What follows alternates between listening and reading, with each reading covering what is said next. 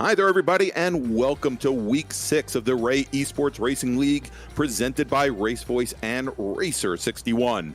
Having come off a glorious outing last week at the National Park of Speed, this week we have to give thanks to the powers that be at ERCOT, and for a much warmer than expected temperature as we head to Texas Hill Country and the home of the United States Formula One Grand Prix. As we look up to that harrowing 133-foot rise to Big Red, the iconic first turn at the track, the snow is gone and the power's on here at Circuit of the Americas. Avery McDonald joining me in the announce booth, and Apex Racing TV's Dennis Branch manning the controls. I'm Greg Ginsburg, and tonight we've got two great races on tap. First up is going to be the Spec Racer Fords, who had last week off, and a little later tonight we'll catch up with our Pro Formula Mazda drivers. Last week, the name of the game was drafting and guts leading to glory, but COTA was designed specifically to emulate the best of the world's historic racetracks, and almost every turn complex here presents a new challenge. With Spec Racer Ford leading off, the big question in my mind, Avery, is if Caleb Patry, who's won the first 3 rounds, can make it a 4-peat tonight. And if he can do it by more than his largest margin of victory to date, 18/100ths of a second. You know, Greg, I really think he can get the 4-peat here, and this is the track that has the potential to have his biggest interval for first and second, but we got 20-some drivers that want this win, Greg, so like you said, this track is different all the way around. Every turner's got something a little bit different, so that might work out to a couple of drivers. The one guy I want to take a big shout out to is Larry McLeod, sitting in second, Greg, one of our own Apex Racing commentators. Yeah, one of our Apex Racing commentators, and I've called many a race in real life with Larry at the Sports Car Club of America as well. So good on him, and hope to see him do very well tonight. But let's talk a little bit about the last time Spec Racer Ford racers drove. As you watch on screen, the tail end of their qualifying session, their 15-minute qualifying session. Though they did not race last week at Road America. They raced 2 weeks ago at Barber Motorsports Park, and as I mentioned, Caleb Patry took the win, and he has won all 3 rounds so far that Spec Racer Ford has raced. At Barber, he won by 15/100ths of a second over Zach Burke. Justin Clorty took the last step on the podium. Greg Mack finished in 4th. Miles Crabb, Chad Griffith, Jameson Huffman, Bryce Evans, Sam Tully, and Ray Blethen rounded out the top 10. And with that out of the way, why don't we take a quick look at the points for Spec Racer Ford after 3 weeks have been in the books. And sitting atop the leaderboard right now with 75 points is Caleb Patry. Again, he has won all 3 races here. Zach Burke, 20 points back currently in second. Greg Mack, 52 points total. He's 3 back from Zach Burke. Then we've got Steve Ray, and Steve Ray responsible for the Ray Esports Racing League, and he's had a lot of challenges of late as he lives in Austin, Texas, and has been living through the snow and low temperatures and power outages for the past week. His power came on, I believe, on Sunday. You know, everything is a priority, and apparently racing goes right to the top, and he's out on track right now, and you could he's a little bit further back in the field there in the number 4 car. He is 4th in the points. Then we've got Chad Griffith, 5th, Jeff Miner, Bryce Evans, Miles Crabb, Sam Tully, Justin Clorty, who we mentioned finished very well last week, and that rounds out your top 10. So like you said, Avery, we've got now just about a minute and a half left to go in qualifying, a 15-minute open qualifying session. The drivers will then race for the glory for 20 minutes here at the home of the United States Formula One Grand Prix, Circuit of the Americas. Yeah, drivers just getting their laps in, usually probably on their last lap. A lot of times they're close, top 3 are close with Burke leading the way, and then a half-second gap between Patry. Take a look at the timing and scoring on the left side. Lots of close battles, and we see that every time we see these Spec Racer Ford, whether it's the Ray Esports series or the other series we go on Sunday nights that Stevie Ray also runs. So yeah, always good race in this car. And there we go. We're following Justin Huffman in the 89 car, breaking out for the 2nd time. The Spec Racer Greg. There you go with my cheesehead hat on there as he makes his way around. We've got Justin Huffman, and let's see if his father, or that's Jameson Huffman.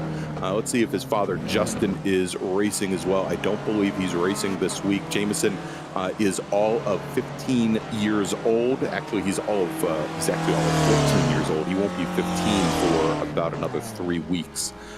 So the fact that he does very well here is definitely a tip of the hat to his father, who races in Formula Enterprises in real life with the Sports Car Club of America. So good for him.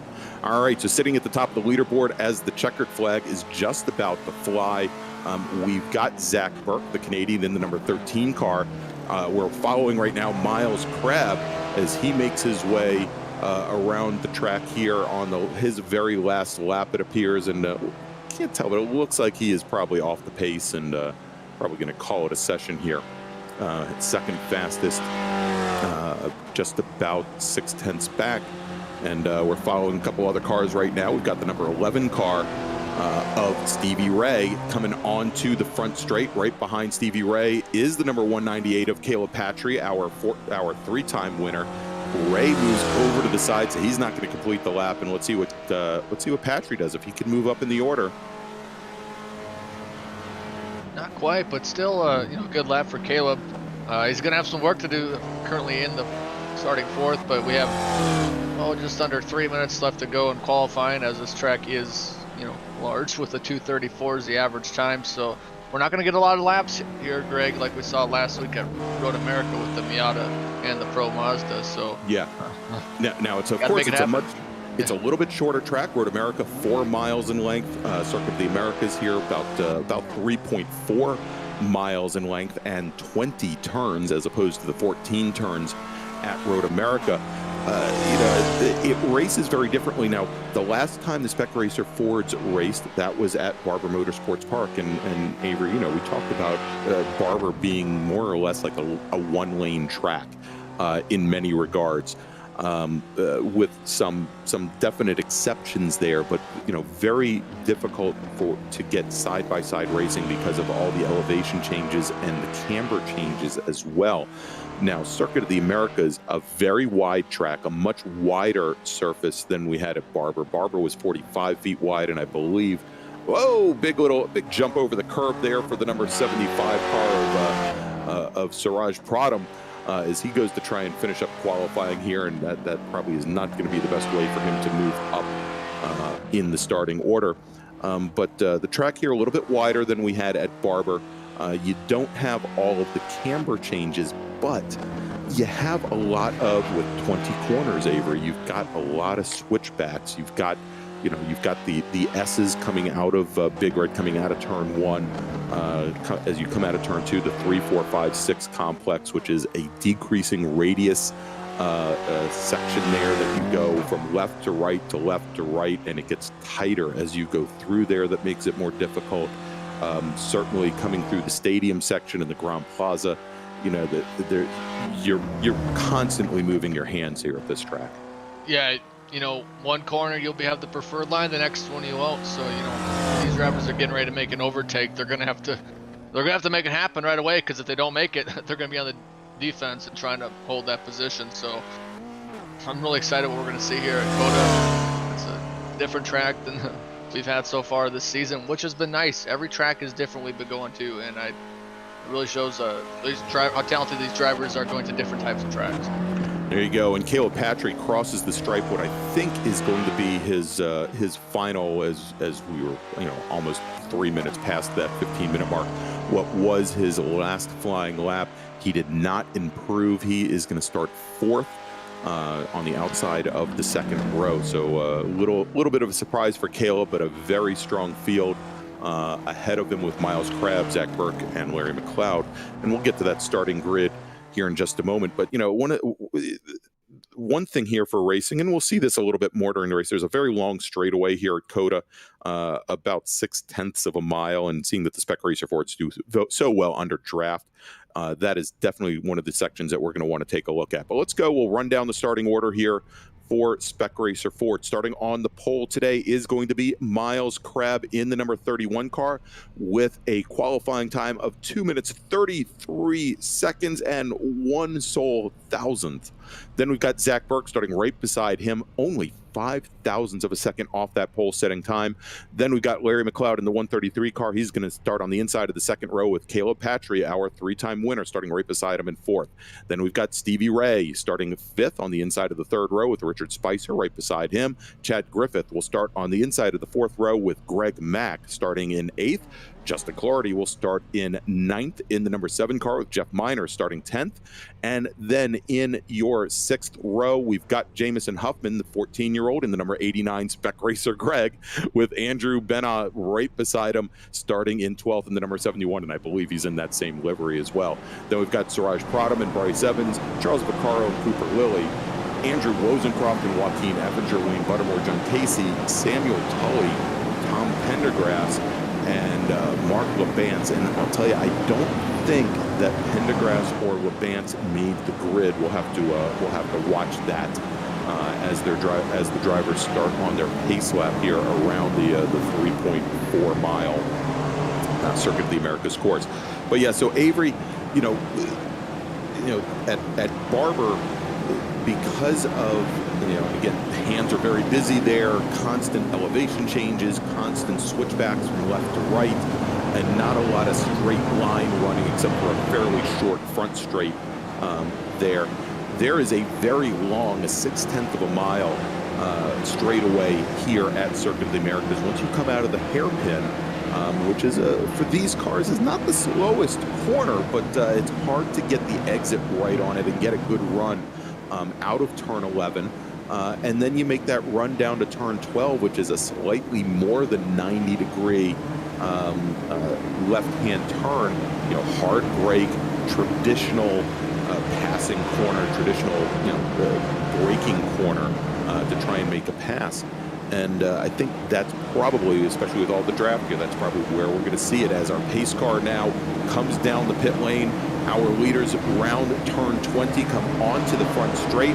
And here, as we wait for the green flag, it is Miles Crabb and Zach Burke.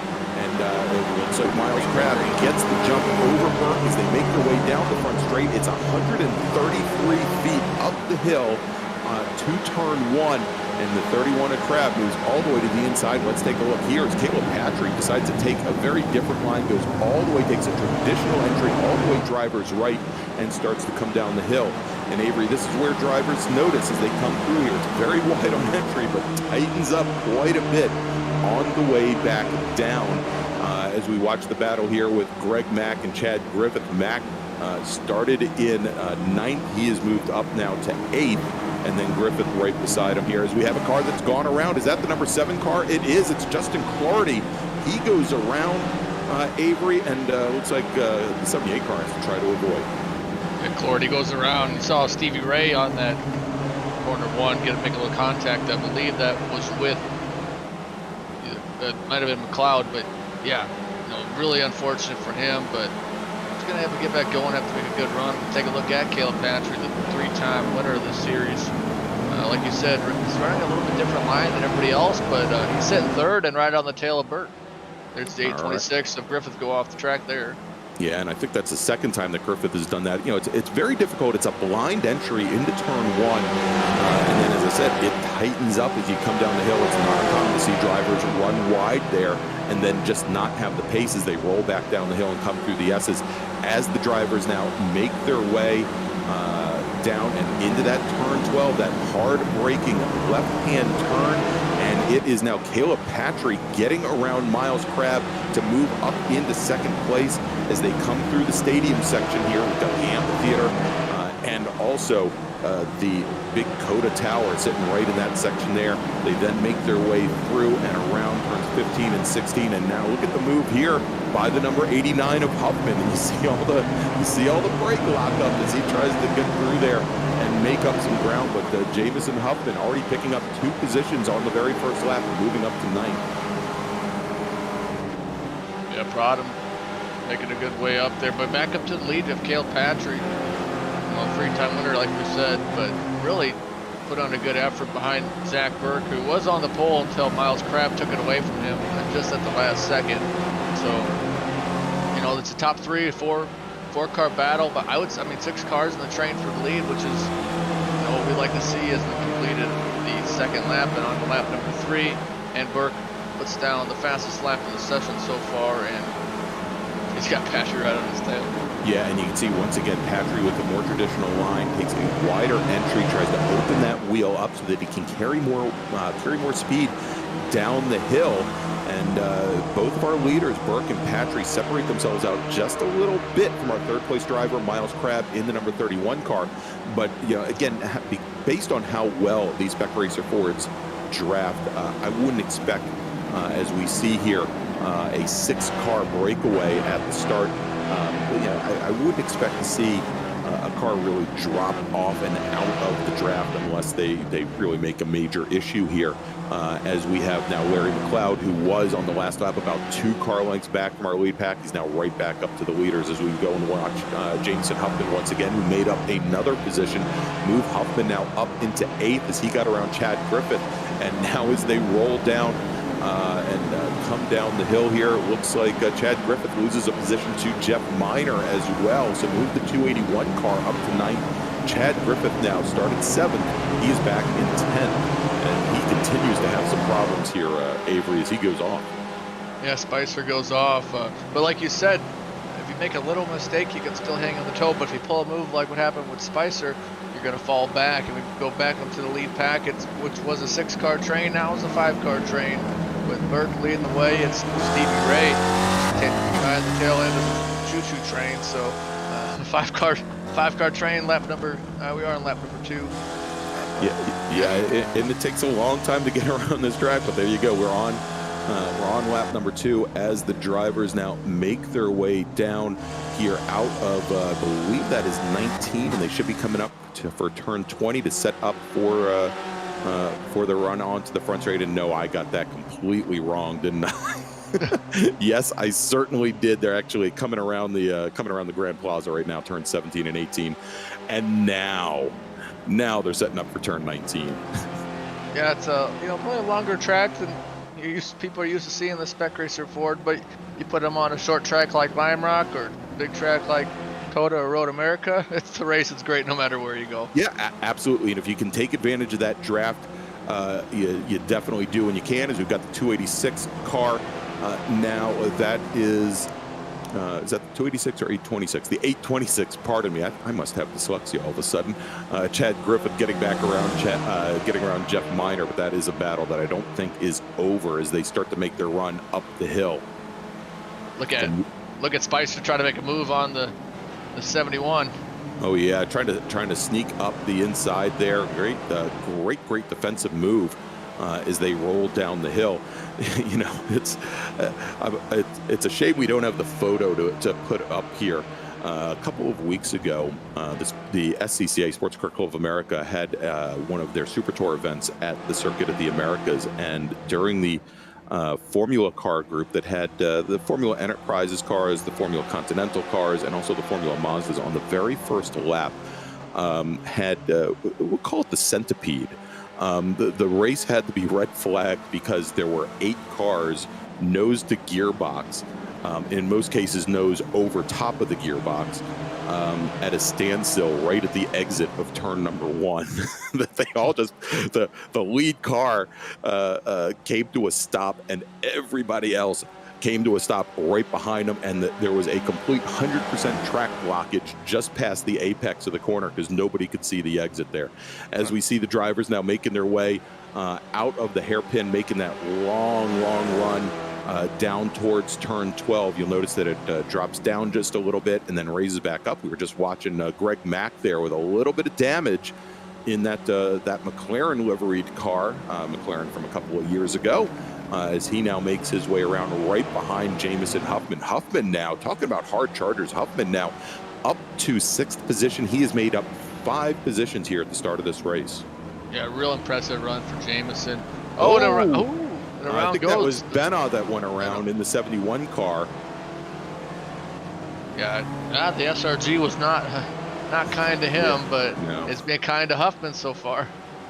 Yeah, so it looked like Benna went around. I don't know if he got in with the 826 of Griffith, or if it was maybe Jeff Miner in the 281, but there was a little bit of contact there. Let's see if we can go back and take a look. as Benna comes through and sets up. And is that the 311 coming underneath? Oh, he just lost it. Yeah, I think he just lost it on his own there and got a little love tap for his effort there on exit. Yeah, you know, probably not the corner entry he's used to be taking, but we're back up to the lead. It's still a 5-car choo-choo train led by Burke. Yeah, so all we've aboard got the Burke train. There you go. We've got Burke, our 3-time winner, Caleb Patry, Miles Crabb, Larry McLeod, who shows that he can do more than just talk. And then we've got Stevie Ray right at the back end of that train, and they have really, Avery, separated themselves out from the rest of the field. The margin from Stevie Ray back to Greg Mack in the number 2 car, almost 10 full seconds. I mean, that's about 40, 45 car lengths in Spec Racer Ford life here. So huge breakaway. Speaking of Larry, guess who's got the quickest lap of the session? That's Larry McLeod right there. There you go. And utilizing that toe.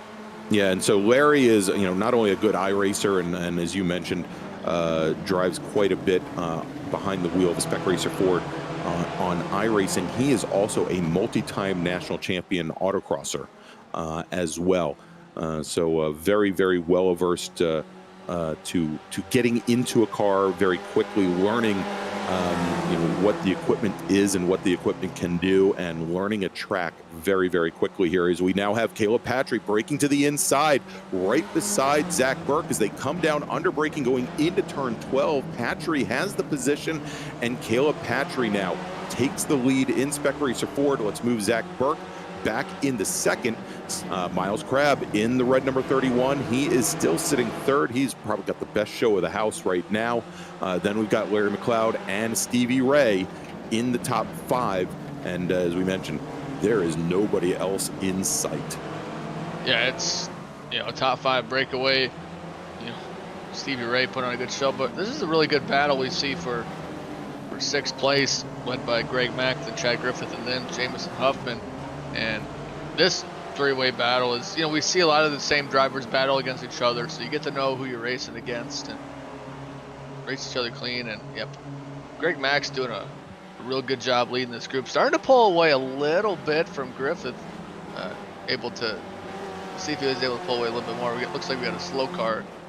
No, that was, I believe, the number 19 car of LeBan. Actually, no, that wasn't Lebance that moved out. Was that Greg Mack in the 2 car that actually stepped wide there? And of course, he's got all that damage in the rear of the car as that portion of the field now starts to make their way down the front straight here. And I want to remind everybody that this race is brought to you by RaceVoice. You can find out more about them by going to www.racevoice.com. They've got some great packages for the real race car. They can take in real time information from your data acquisition systems, from your Motec and your AIM systems, and give you in-ear audio cues as to what you're doing and how you're doing to make you faster while you're on track. They also have a product for sim racing as well, so make sure to check them out at www.racevoice.com. As we jump back online with Miles Crabb, who I said, Avery, probably has the best view of the house as they start to make their way now down, up, under braking into the hairpin at turn 11. He's in a good opportunity here as we just passed 11.5 minutes into this race. Kind of see what the other drivers are doing in front of them, because the fastest cars right now, Caleb Patry has put down the quickest lap, but able to see, you know, what lines that they're using as you take a look at Burke trying to make a move, and maybe Crabb can get a little bit towed and also try to make a move on him.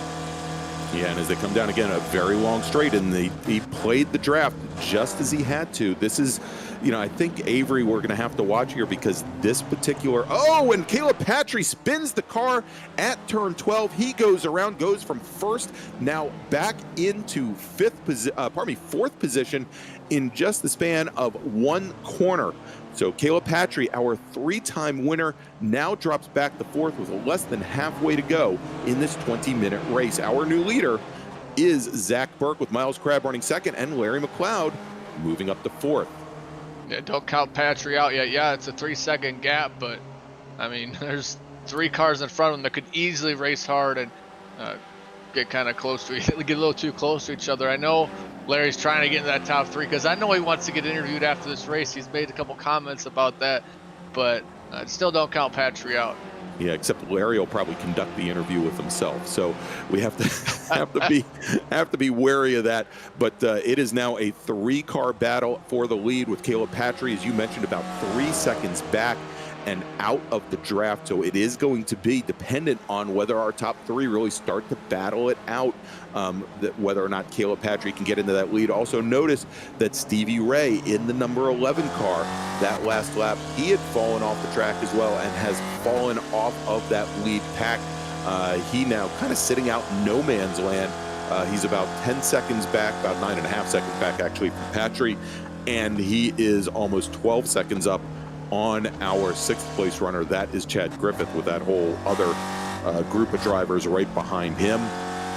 So Steve Ray obviously trying to get himself back up to the pack, but much like Caleb Patry, does not have the benefit of the draft right now. So we'll stay on board with our 2nd place runner, Miles Crabb, following Zach Burke. We're running down the hill here through turn 10 and making the run over to the hairpin at turn 11. And let's see here. Oh, Crabb now stepping to the inside. He's going to try and outbrake him going into the hairpin.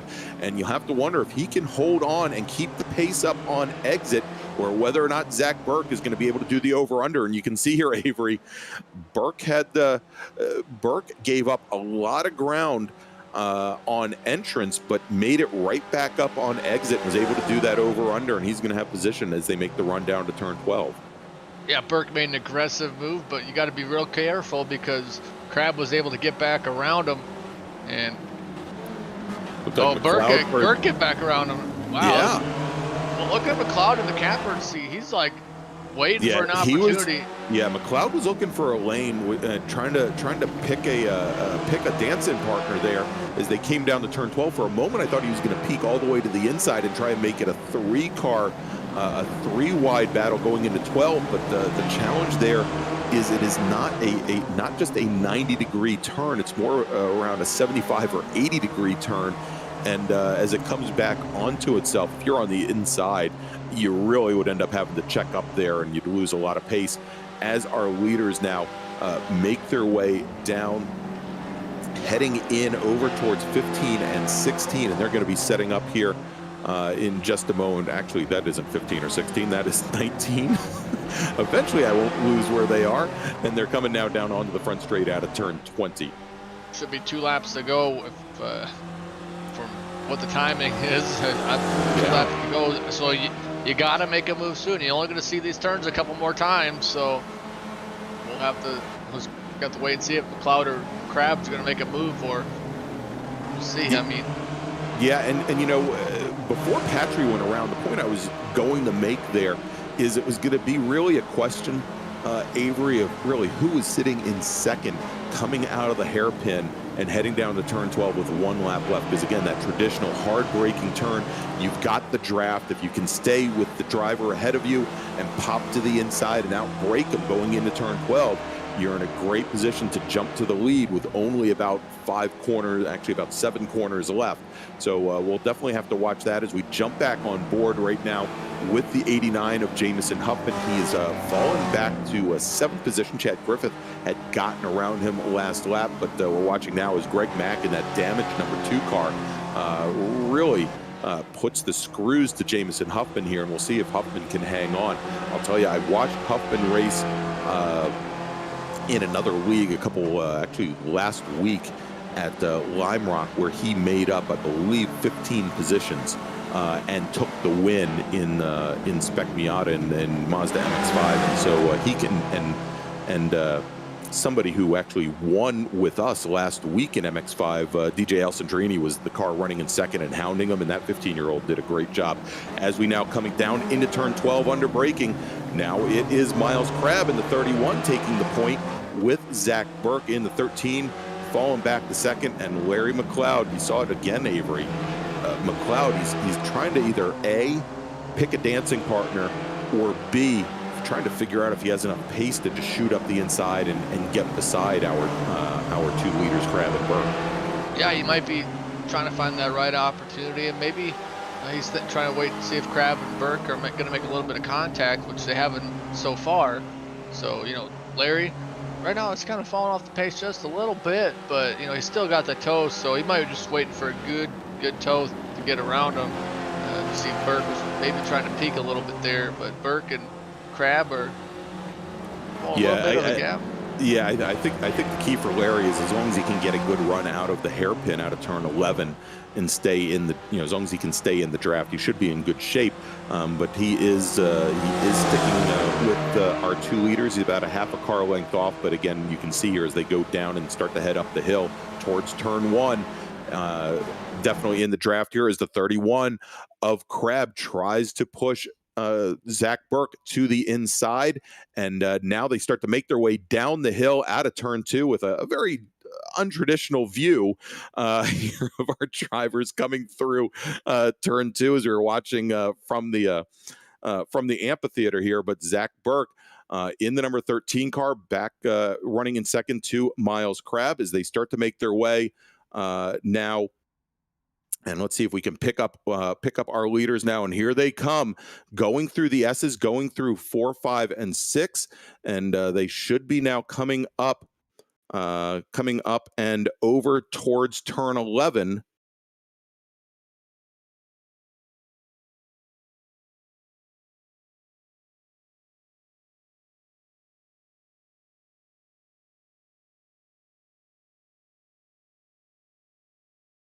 All right, and we're gonna keep trying to track the drivers here as we're coming down towards the very end of the race here, as they now make their way, and they should be coming across the coming into turn 12 right now as Zach Burke goes and gets back around Miles Crab to move Zach Burke up into the lead. Miles Crab back to second, and Larry McLeod, he's sitting back only about a half a car length back now as we're trying to track these drivers. We understand that we're having a few video problems here, but we're definitely trying to track them. And Zach Burke, we're showing here, and I think the session is over. And let's take a look here. Yeah.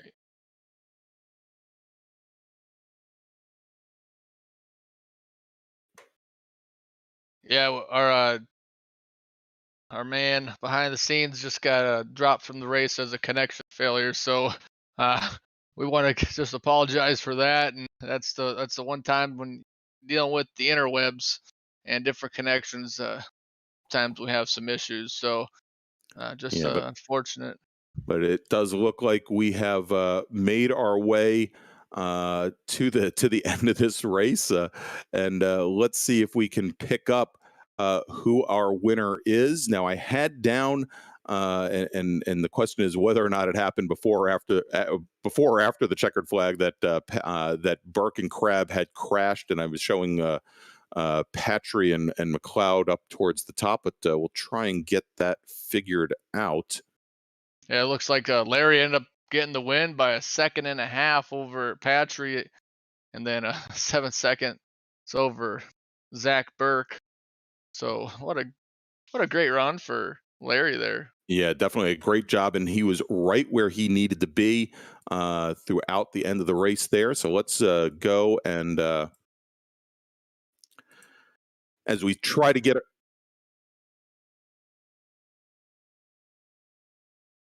yeah.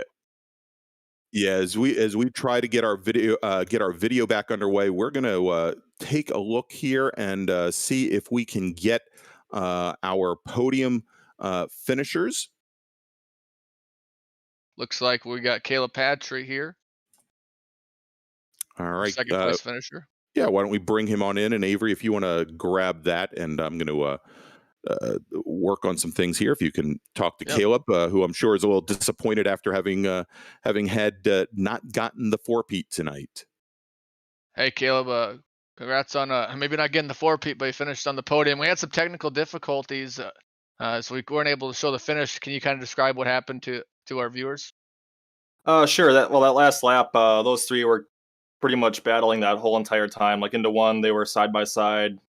Going through the S's, they were almost side by side, and really it was a pretty close fight between those two. They were really running each other down low in the corners, and it was kind of allowing me to catch up, but I was still too far back to do anything. And then with a couple of corners to go, looked like Miles and Zach went side by side, and looked they were kind of going at her. Zach was kind of pinching Miles down a little bit. Miles kept his foot in it, stayed to the inside, and looks like they just both ended up spinning each other out. So good for me. I got lucky after my spin, ended up with a second place. So I can't really complain.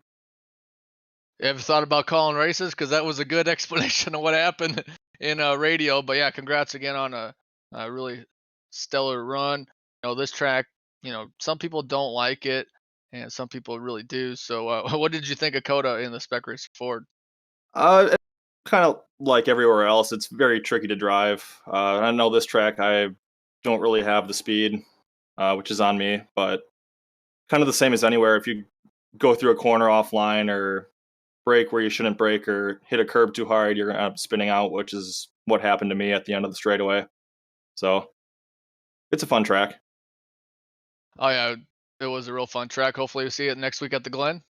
You sure will. Awesome. Anybody like to thank before we let you go? First off, I'd like to thank Steve Ray again for putting this all together, and Race Voice for sponsoring this and helping out with the broadcast. Awesome. Caleb, congratulations. We'll see you next week. Thank you.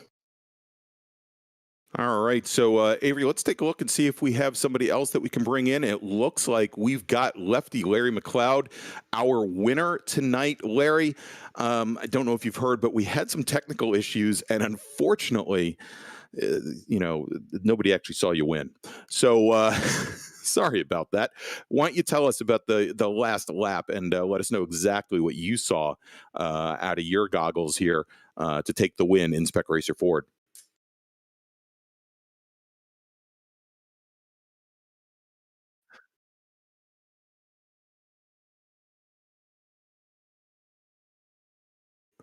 Yeah, we can hear you. We can hear you, Larry.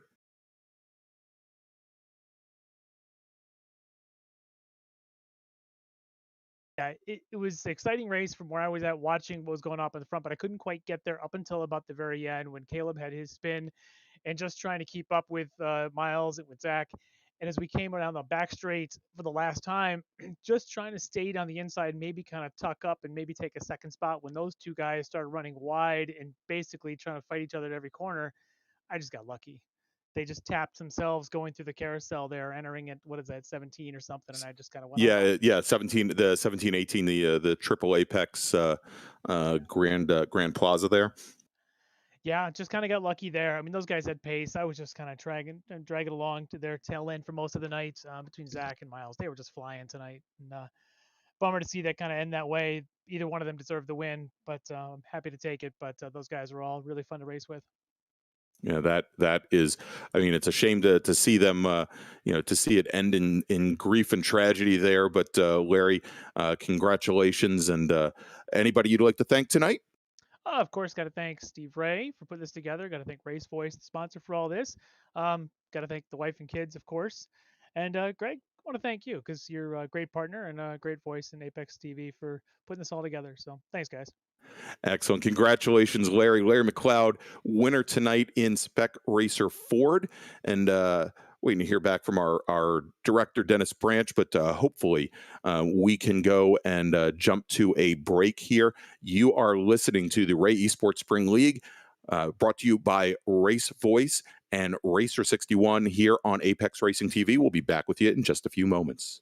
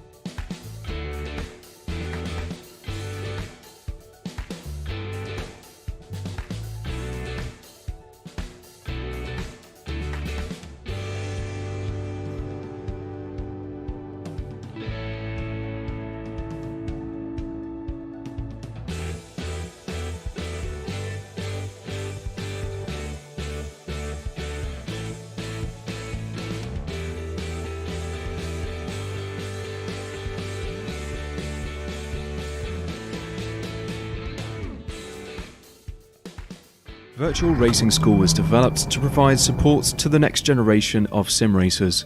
No matter if you're a rookie or veteran or what car or track you'll be racing, our goal is to provide training every step of the way.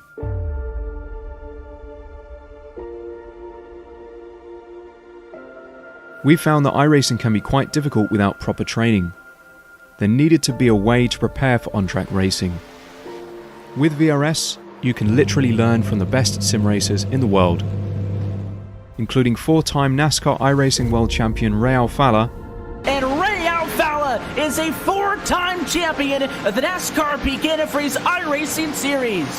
3-time iRacing Grand Prix World Champion Martin Kroenke. Martin Kroenke becomes a 3-time world champion.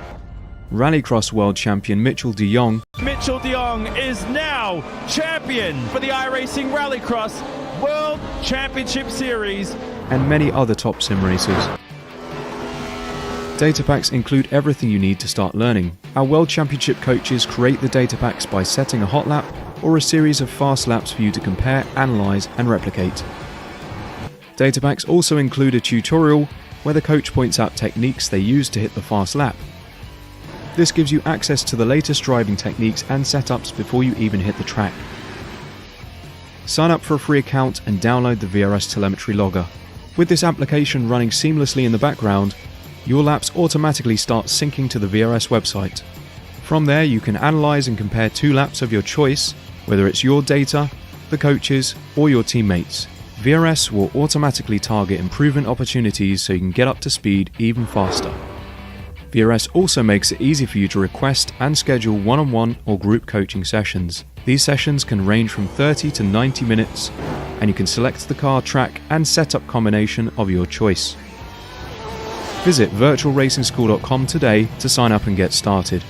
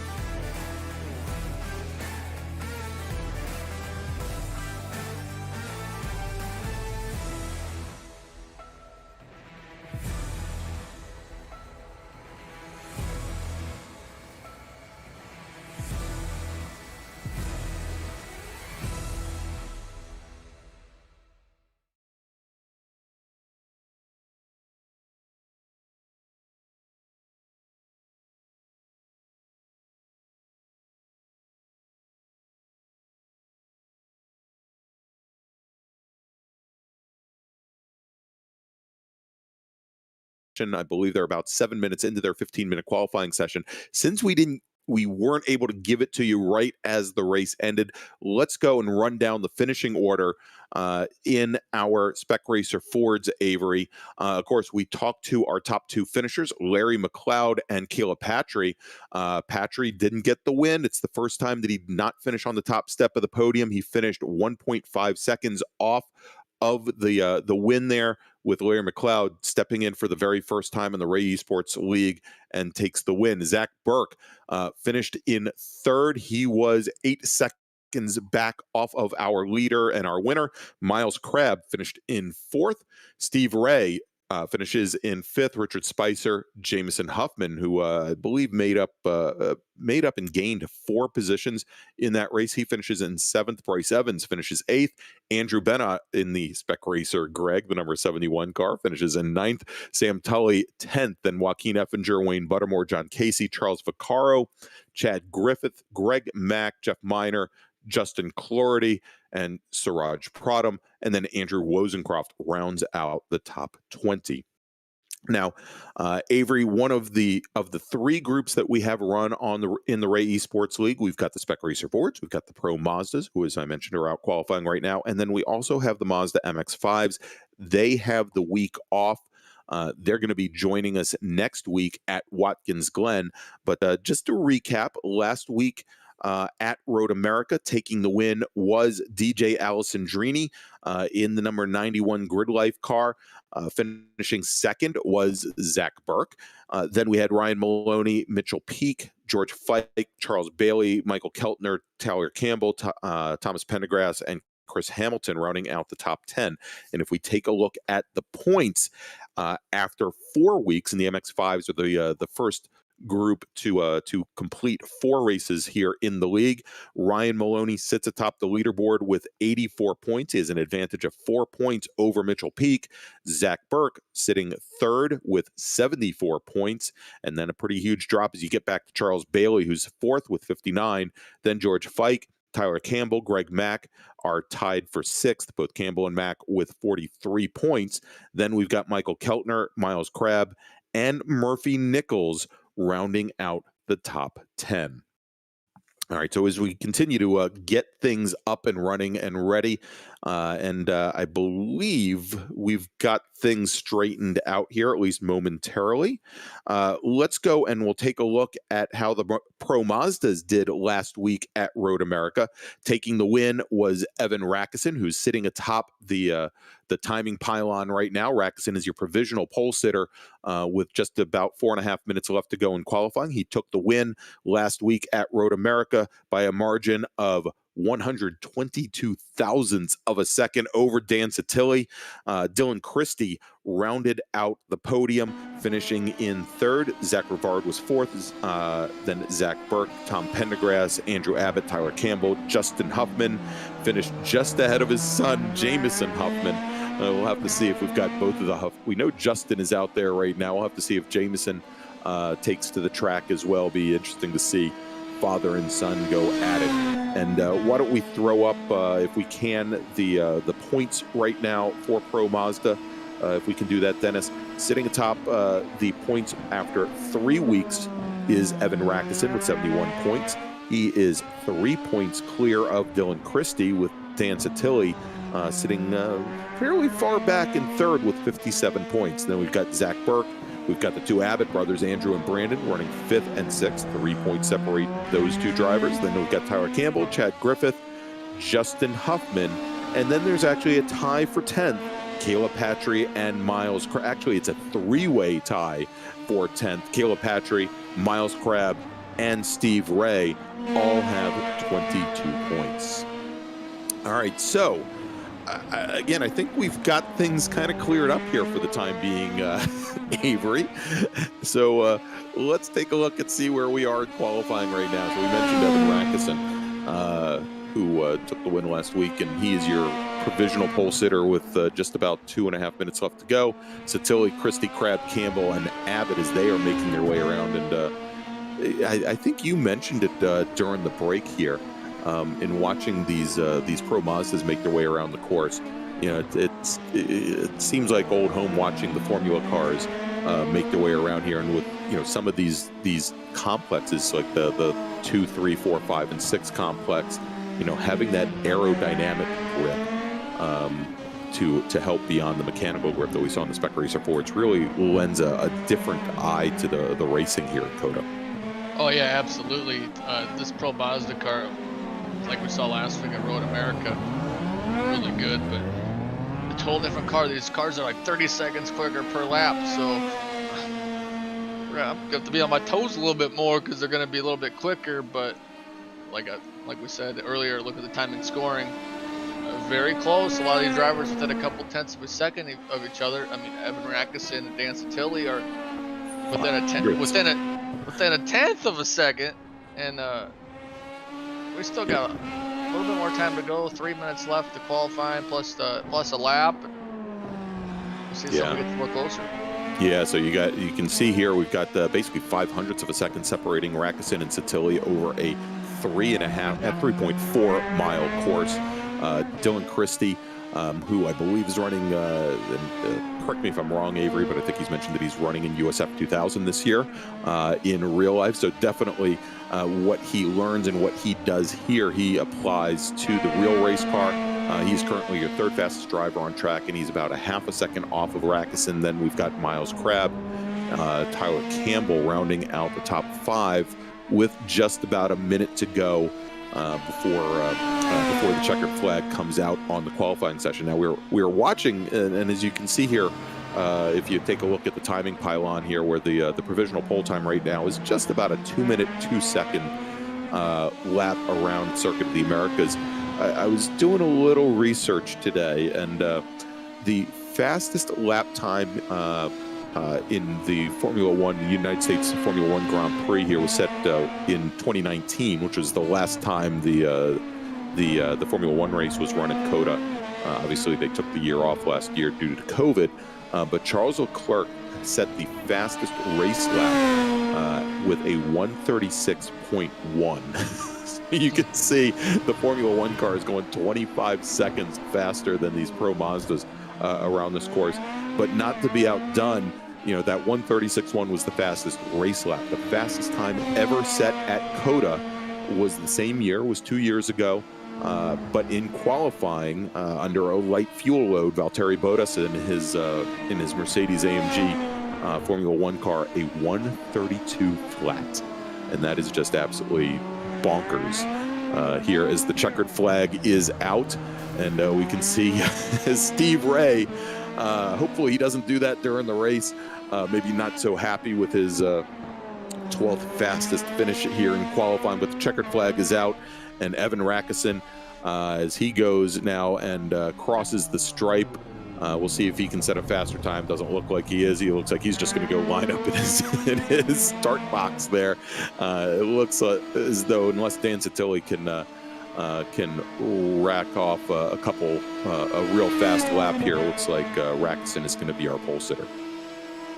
Yeah, really good time by Rackison. Santilli trying to finish up on that last lap. Yeah, that's not going to be the fast way around there. Nope. As he comes in now over towards comes over into the Grand Plaza over at 17 and 18. It's neat, as we watch the racing here, and I've been to a number of races at Circuit of the Americas, Avery, and over the years, the team there have really tried to make this an all-purpose facility. I mean, obviously we've got the amphitheater at the track where they have a number of concerts throughout the year. Back in 2019, so about 2 years ago, the Austin Bold Football Club started playing on the grounds there. That they actually built a 5,000 seat stadium for the soccer team, and it's actually just off beside the bleachers. When you make the run down to turn 12, you've got a set of bleachers on your right hand side there, and just to the other side of the bleachers is where they put that football, that soccer stadium. And I was reading that they plan on putting some hotels on site within the next 3 years as well. I don't know how much COVID has played into that, but again, big things there to make Circuit of the Americas a year-round facility. And of course, I forgot to mention that they've put in outdoor karting on what used to be a very large parking lot on the outside of the main grandstand, and that is there. Probably not this time of year based on all the snow, but they're there for a good portion of the year. So great all-purpose facility at Circuit of the Americas. So why don't we go and we'll take a look at the starting grid, Avery? Yeah, we got 19 cars that have put down a time of 23 drivers. Doing a little quick mental math on how to add. So great job so far, but the man who's going to start on the pole, that number 46, Evan Rackison, followed on the outside of him, Dan Santilli. Row number 2, Dylan Christie, Miles Crabb, who we saw earlier today. Then Tyler Campbell, row 3, with Andrew Abbott. Zach Burke and Jameson Huffman on row 4. They're doing double duty. And then Brandon Abbott and Stephen Mioch in row 10. Thomas Pendergrass and Stevie Ray from Ray eSports Racing in row 6. All right, and let's take a look here now as we get ready. And it looks like Bob Kucera didn't, and we'll have to see. I don't think Bob Kucera has made the grid, nor has Aaron Botnick, but we will definitely take a look at that as we get ready, as the drivers take to the grid, and they should be rolling off here momentarily. Yeah, just waiting on Graham Lofhead and Justin Huffman currently to grid, and then take a look at, we got Joaquin Effinger, who's been one of the regulars here. Always fun to watch. Charles Vaccaro, always a good battle usually between those two. And yeah, just waiting on a couple more drivers to grid. Got about 50 seconds left on the counter in sim. So until everybody grids up, now it's just Justin Huffman. He has gridded. And there, I think there he goes. And you can see here that that we don't have the drivers run the entire length, the entire 3.5 mile track, as that would take away quite a bit from their 20-minute race. That they make the run down, I believe, heading down into turn 12 there, and then they will set up here now as the pace car is underway and our drivers start their abbreviated pace lap. They'll have a little bit of time to get some heat in the tires, and in the brakes we can see at least one of our drivers moving that car around from left to right. I think that's Jameson Huffman. We'll have to see if Huffman can make up as many positions here in the Pro Mazda race as he did in Spec Racer Ford. As he heads on through, starting right beside him, we have the number 13 is Zach Burke. I think that's going to be a great battle. We'll have to see if Rackison can hold on to the position here as they come around. And now you see, as the pace car brings the field around 15 and 16, they're going to be coming into what is known as the Grand Plaza. This is the section of the track just to the inside here. You have the big COTA Tower, all 251 feet of it, 419 steps to get to the top. I have walked that up, and I'll tell you, it's one heck of a cardio workout when you do it. And I'm the only person from the Super Tour radio team that does it, because the other guys that I work with are scared of heights. It's really smart.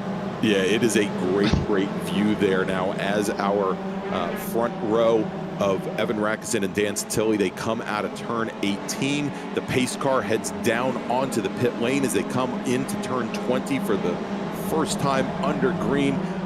Group fairly well formed up, a little strung out here at the back of the field, but we have a green flag, and as they head now down the front straight, heading up towards turn 1, again 133 feet, 11 degrees heading up, going to cover, moving drivers right is Evan Rackison, and not really under pressure there, but just behind him we've got Dylan Christie and Dan Santilli side by side as they roll down the hill going into turn 2, and right behind them we've got Andrew Abbott and Miles Crabb. And Crabb now in that number 31 car after that heartbreak at the end of the Spec Racer Ford race. I'm sure he's looking for redemption right now as we go through the S's and things start to straighten out as they do. Pretty much a necessity there. Not a lot of side-by-side running through there unless you want to go flying off course. As our leaders, Rackison, Santilli, Christie, and Abbott now make their way through turn 10. And oh, look at this. Looks like Zach Burke getting around Jameson Huffman as they make the run down out of 10 and over towards the hairpin, Avery. Yeah, Zach Berg, one of the drivers pulling double duty here at COTA with the Pro Mazda in the RaceVoice series, putting on a good run. There's Pendergrass. We always say his name because he put on a show last week at Road America, and he's sitting in 9th, and we're back for this battle for 10th. See if he's going to be able to get around Abbott. We're on Stevens, number 95, and down the long straightaway, but it's not the longest straightaway on this track. Well, actually, this, you know, it depends if you consider that run out of turn 1 all the way down to 11 as a straightaway, and I don't think you would, but yeah, coming out of the hairpin and making your way down again, that's 0.6 miles or 1 kilometer. Yeah, and that's hard. It absolutely. I always tell people the reason I got and started working with computers at such a young age is because I can't do simple math in my head. As our leaders now make their way through turn 18 and into 19 to complete the very first lap, it is Evan Rackison. He's got about a 3-car length lead over Dan Satilli. So it looks like Satilli did manage to get himself clear of Dylan Christie after that battle going through turn 1. At the start of our initial lap, Andrew Abbott made up 2 positions. He is sitting in 4th, and Miles Crabb and Zach Burke as they head up to turn 1. And once again, Evan Rackison makes his way through turn 1. He's got about, I'd say, about 2.5 car lengths on the rest of the field as they make their way down the hill. Yeah, he's able to pull a nice little gap back to Brandon Abbott, going side by side with the number 11 of Stevie Ray. Yeah, and it looks like it looks like Stephen Mayock in the number 95 car. He was that driver that spun around up at the top of turn number 1. And he is just now, you can see, trying to get that car back underway. And we'll see as he came back from behind the armco if he had any damage. We'll check to see if he heads to the pits, and indeed he does. Steve Mayock uses that one and only fast repair that he gets here in the Ray Esports League. Yeah, Stevie Ray put on a whale of an effort, going to try to get back around Brandon Abbott. Ray down 1 position from the start. Brandon Abbott's the one who, Brandon Abbott, excuse me, down 1 position from the start, putting on a really good run. He's going to need to make some pace if he wants to get up to Pendergrass. But yeah, look at Stevie Ray maintaining that toe as we go back to the battle for, pretty much no battle for the lead. It's about a 5 or 6 car train with a couple car length gaps in between. Yeah, and you're watching right now that battle for second with Dylan Christie, Dan Satilli, and also Andrew Abbott right behind Abbott in the number 25 car as he comes through turn 12, and they start to make their way through the stadium section, and it looks like Abbott a little bit off that lead pack. Oh, look at that, going very, very wide, coming through turn 18. That was Dan Satilli, and it looked like he might have had a little bit of an issue there, but he is now back up and right behind our leader as the front of the field here makes their way onto the front straight, completing lap number 2. And Dylan Christie is starting to fall off our leaders here as Evan Rackison. You see that, Avery, for the very first time, Rackison a little defensive coming up the hill going into turn 1. Yeah, like you said, a little defensive, but right behind them was Dylan Christie, who just went off track. But this is a very tough part of the track. You got to keep that foot planted to the floor, maybe a little bit of a lift to get through these corners. I was testing these cars earlier today, and well, I had a lot of lift because we were all over the place. Well, you know, and the thing is, in this section here, you come down the hill out of turns 1 and 2, and you then have the left, the right, the left, and then right turns 3, 4, 5, and 6, and it tightens up as you go through there. It gets more and more difficult. You've got to crank in more wheel, and a lot of times, if you don't get the aero settings right on the car, you're going to have to lift a lot because the rear end's going to want to walk around on you. Actually, more importantly, the front end is going to want to wash out on you. With the speeds that you carry there. As we're online now with Miles Burke currently running in 5th, and you can see that toe as he comes right up behind Andrew Abbott in that Abbott Motorsports car, under braking going into turn 12. Can he get the position? Miles Crabb takes over 4th place from Andrew Abbott, and Zach Burke sitting right back behind, kind of licking his lips there, and he's got Tyler Campbell in the 37 car tailing along as well. So we'll see now if Miles Crabb in that red number 31, if he can make his way up towards our 3rd place runner, Dylan Christie. He's got a long way to go. He's got a long way to go, and well, it's almost has a shorter time to catch him as the time is winding down. But Dan Satilli out in front by half second. All right, let's see now as they start to make their way down, and yeah, Dan Satilli now getting around Evan Rackison to move Rackison back into second place. That's a little bit of a surprise there because Satilli made it look easy as they head up the hill into turn number 1 and make that way back down. We'll see if Rackison is content to sit there for a little bit to continue to stretch things out over Dylan Christie. Right now, Christie not really in the game in that battle for the lead. But if our leaders now with just about 17 minutes start to probably about 13 minutes start to battle it out, that might give Christie the impetus that he needs to get back in this battle here. As it looks like Rackison might be having a few connectivity issues there. As a poof, he's gone, then he reappears, and there he's back again. So Evan, and if I remember correctly, we saw this from him in a previous race weekend as well, and it didn't affect him all that much. The driver doesn't really notice when that happens. The big issue is for the person right behind, that they see a car constantly appearing and reappearing and tire smoke everywhere. As we watch the battle now between the 37 of that's the 37 of Tyler Campbell and then the 13 of Burke. Burke to the inside. Can he cover the 37? It looks like he will easily going into turn 12. Yeah, Campbell, drought racing cars. They have to try to get back up to Burke. Zach Burke. I give a lot of credit to these drivers, Greg, that pulled double duty. I mean, to go from the Spec Racer 4 to this Pro Mazda is about as different as you can get when it comes to racing. And I was as we were talking earlier during the Spec Racer Ford race about Larry McLeod, and Larry isn't the only autocrosser here, but one of the great things, and I always say when I jump into my race car that I wish I had some of the talent of some of the autocrossers to basically be able to pick up a track and know the fastest line and the fastest way around a track after maybe one lap, or in the case of autocrossing, walking a course for just a little while. But it's kind of the same thing to have these drivers have to split their time. Maybe they don't get a lot of practice in one car versus the other. Maybe they didn't get any practice at all in one of the two platforms, and to be able to run a 20-minute race and then immediately flip your Spec Racer Ford brain off and turn on your Formula Mazda brain and be able to start qualifying and turn a fast lap and get yourself towards the front of the grid is really pretty amazing. Oh yeah, absolutely. That's one thing you notice with this series. A lot of these drivers are able to not just do well in one car, but a lot of these drivers race all three of the cars. So you gotta keep you on your toes, and one who's keeping him on his toes is keeping him honest. That's Tyler Campbell. Is keeping Burke honest right in front of him. Yeah, now let's see if he pops to the inside. Of course, we saw Burke last time on the run down to turn 12 come down the inside, and it is Tyler Campbell's time this time. Let's see if he gets on the brakes a little bit later.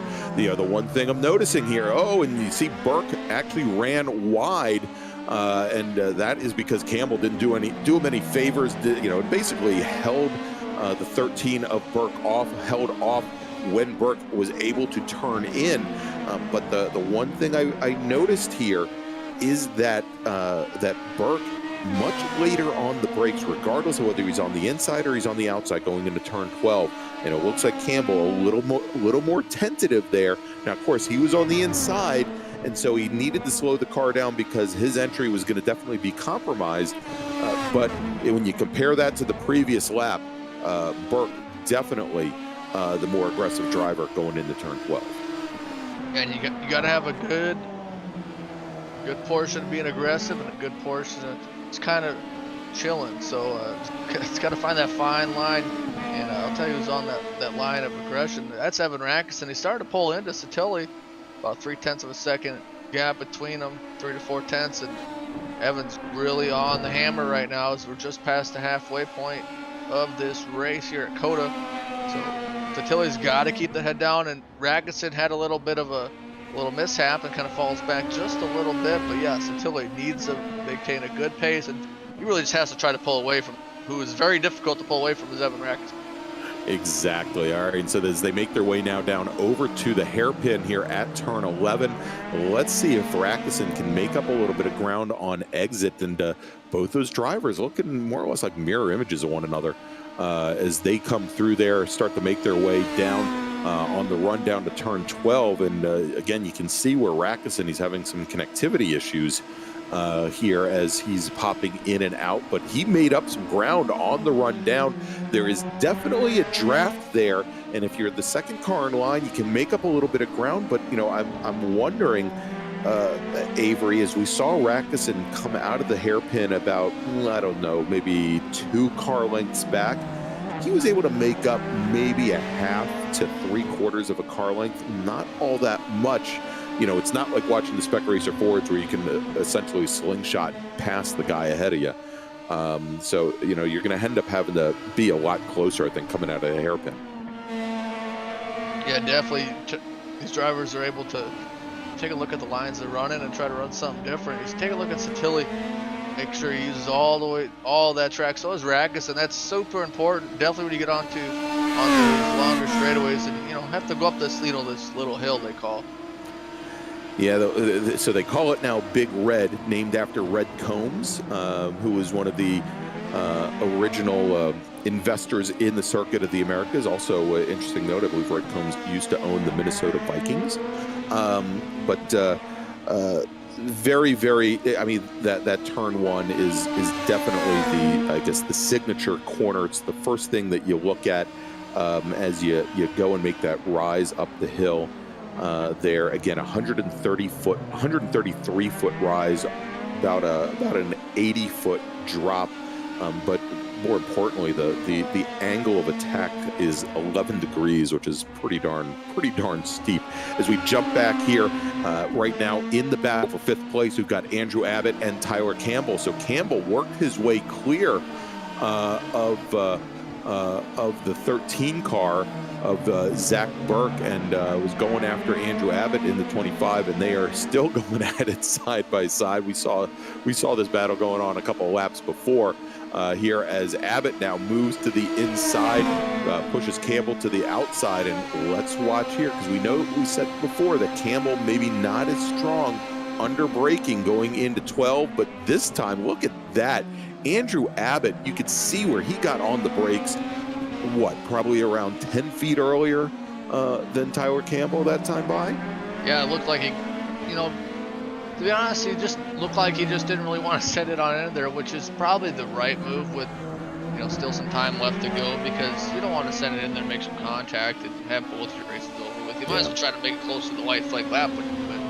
So, yeah, you know, for a moment there, I thought he might try an over-under on Tyler Campbell, that he'd get on the brakes early and try to sneak underneath. Of course, you then have that, you know, you then have the right-hander coming up in the turn 13 and 14 around the stadium there, which complicates things somewhat.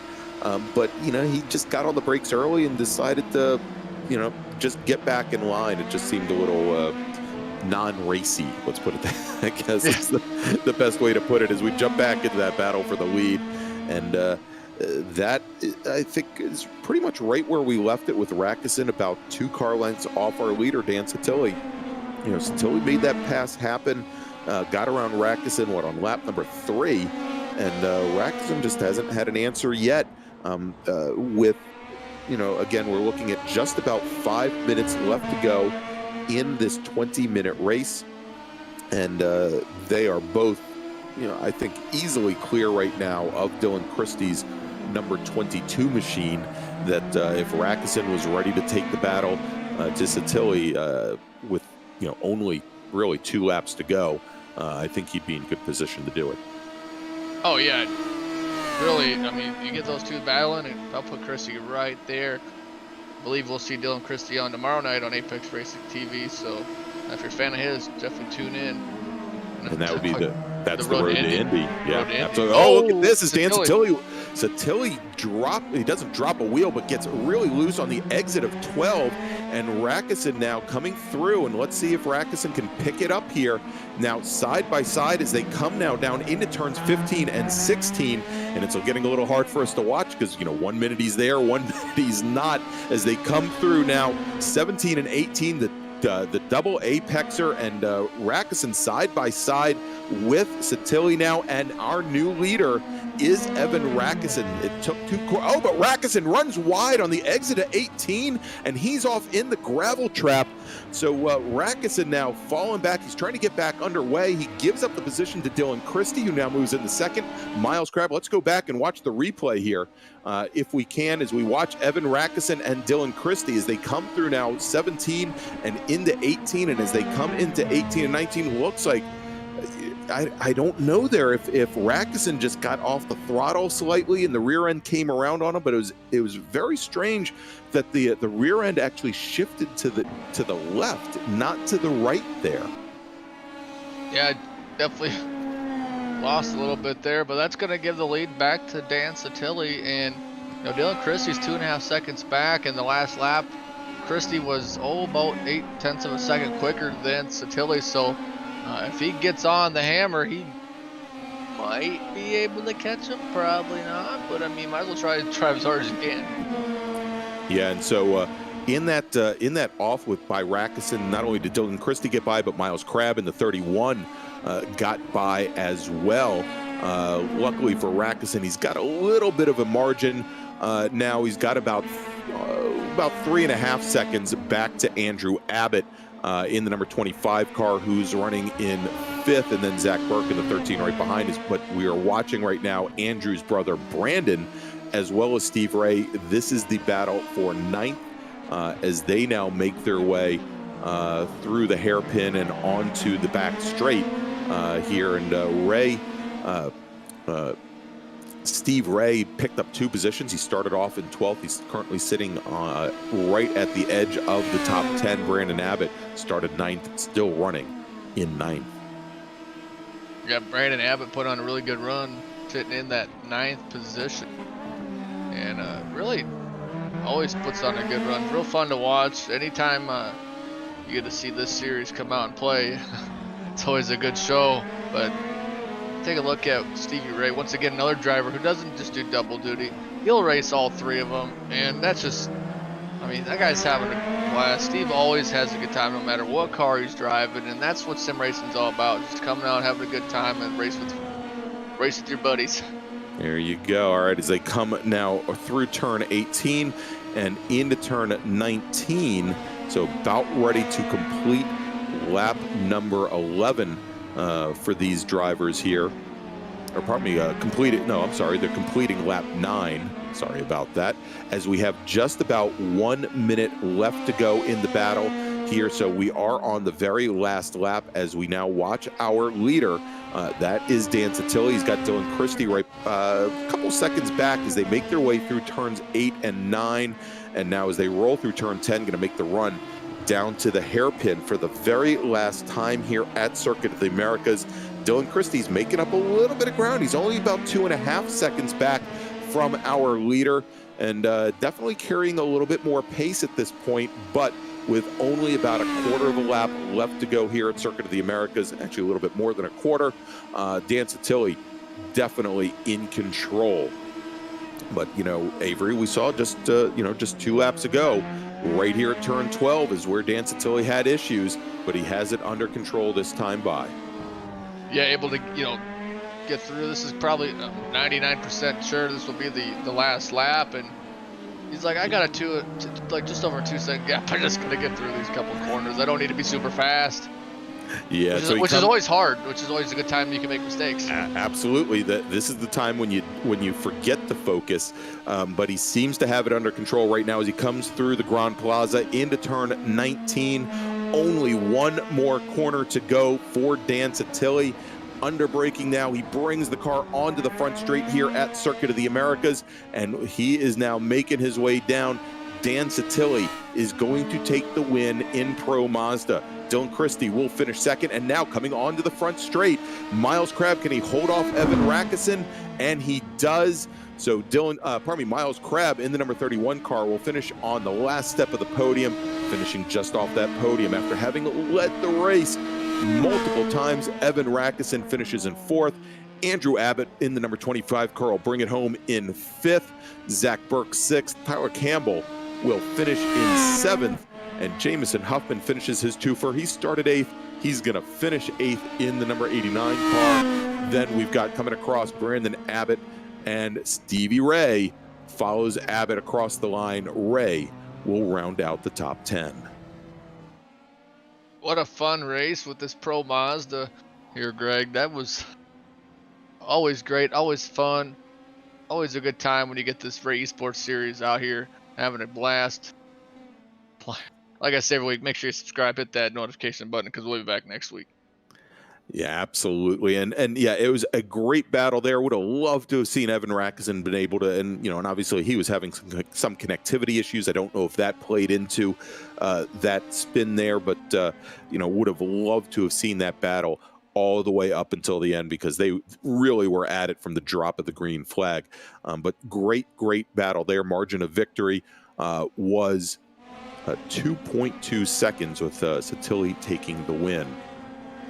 All right, so let's take a look and see if we have any of our podium finishers here that we may be able to get interviews. Doesn't look like we have any yet. Oh, there is Miles Crabb, who finished in 3rd. So let's bring him in. Avery, if you want to interview our 3rd place finisher, Miles Crabb. Hey, Miles, congrats on finishing up that last spot on the podium. Fun little track here at COTA, a lot of different corners. How was the race from your eyes? I'm glad somebody thinks this track is fun. I'm slow at it, but it's fun for me, even though I'm slow. But it's an autocross track with cars on it. Like it's. I told you, Avery. Those S's are a thing. I didn't deserve this one. The leaders were a second faster than me, and I just went back and watched what happened to Evan, and it looks like he just got loose going through that left-hander. No, this race was pretty clean. Well, that's a lie. In the Spec Racer Ford race, I was clean until the last lap, and in this race I had 4X by the end of lap 1. So that's really just how you have to deal with COTA. With the faster cars, you end up off the track a little bit, and I had to clean it up. And had a good race with Andrew. Eventually got by him, and then just wanted to see how close I could get to Dylan Christie's time, because he's a pretty good benchmark in these cars. And made a couple of mistakes, could have done better, but good race in the night. I wish the Spec Racer Ford race had gone better. Yeah, just between you and Dylan's lap time, within 0.4 of a second, which is really good because Dylan's quick. But how was it making a transition from that Spec Racer Ford to very little practice time to come in and race this Pro Mazda? A little bit of the time I'm missing was lack of practice. Although I worked on this car because I knew it was going to be the second race. But going from a slower car to a faster car is so much easier. And going from anything to the Spec Racer Ford is hard mode. So it really wasn't an issue. I was up to speed to what I considered up to speed within 3 laps of practice. Yeah, absolutely. You're definitely up to speed. You finished on that podium. Before we let you go, anybody you'd like to thank? Yeah, running with Mad Sim Racing now. MadSimRacing.com, fun little group of people that do endurance racing, and we do league races and all sorts of stuff. And Mom and Dad are watching again. So hi, Mom, hi, Dad. Yeah, once again, hi, Mom, hi, Dad. And I'm not going to be home Thursday, so happy birthday, Dad. I'll be home probably Friday if work doesn't keep me a couple hours north. So. Well, awesome. Hope you guys have a good Friday celebration. Once again, congratulations on that podium. Yeah, Thank happy you. birthday, Dad. That's Miles Crabb. All right, next up, Avery, we've got Dylan Christie. Why don't we bring him aboard? Hello. Hey, Dylan, how you doing? Congratulations. Yeah, that was fun. Yeah, so I was gonna say it seemed a little uneventful for you there, as you sat back and watched both Satilli and Rackison go at it. Uh, I guess with what, about 5 laps or so to go, Rackison had put the car around. Did you think you were in the fight there, that you could get back up to our leader? Um, Honestly, not really. I had a little trouble like setting up the car for this. It's just because it's a big track. It's still like that's Sure. a tough course, and I had to learn it too. So, I made a change going into the race, and I don't know that it worked out so well, but I was happy I was able to just like be consistent. Sit in there, and being a few tenths off, I could still like be up front. That was kind of cool. Yeah, I was gonna say, and it was I'm sure probably a lonely race. As you, as the top 3 drivers there, really you all separated yourselves out from the rest of the field, and you were just didn't have anybody really attack you from behind. But as you mentioned, and I believe that we had Miles mention also, obviously, that the Circuit of the Americas is a very it's got some character, maybe not the character that a lot of the drivers like, and I'm sure it must have been pretty difficult to get the car set up to not only handle some of the handling sections of the track, but also to deal, for example, with the long straightaways here, or at least the one long straightaway, in order to get some speed. But what was your strategy going into today's race? It actually went very different than how I thought it would go. So coming off of Road America on Tuesday, this is kind of the opposite of that. Like I came out and I had pace at Road America, but it was kind of like a lot of drafting, that top 3 with me and the other 2, and it was I just wanted to have a comfortable car going into this one. So, harder than you'd think to build a comfortable car for this course. So, didn't entirely nail that, but talking about like it wasn't very eventful. I mean, that can be fine if you're staying on track and just like Exactly. getting positions. So, you know, it's kind of an interesting thing to learn. Like Road America, where I felt like I was on pace, I was on it, got on pole, and had a bunch of pace versus this weekend where I didn't, and I'm still in the top 2. It's a nice like championship racing thing that I've kind of learned. Just hang in there. Yeah, I was gonna say, in some regards, it's got to be pretty gratifying, the way it worked out for you. So, Dylan, you have anybody you want to thank this week? Yeah. So Turn 3 Motorsports, who I'm racing with next year, they helping me a lot on the sim and soon in real life. My parents for supporting all the racing stuff, Stilo for our helmets, and that's it. Well, there you go. That is Dylan Christie finishing on the second step of the podium tonight in the Pro Formula Mazda. So, Avery, I think we've got our winner. If you want to ask all those pertinent questions of Dan Satilli. Yeah, we got Dan Satilli, the winner here at COTA for the RaceSports Series. Dan, you had a couple scary moments there, but when it came to the end, you were able to pull away and get that win. First off, once again, congratulations. How were you able to get this big W here? Thanks. Yeah, glad to get my first win in this series. Obviously, no small feat, having to fend off Dylan and Evan every week. And yeah, like you said, it wasn't the cleanest win at all.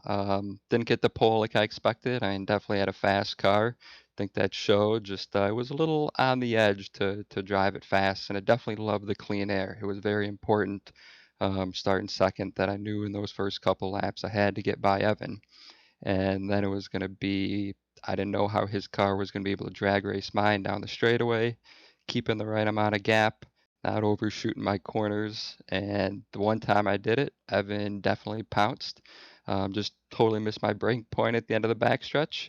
And he was kind of blinking out as we were going through the carousel, so I was trying to leave him enough space. And he went off going through the second to left-hander, and after that, it was just clear sailing home and not putting a wheel wrong after that.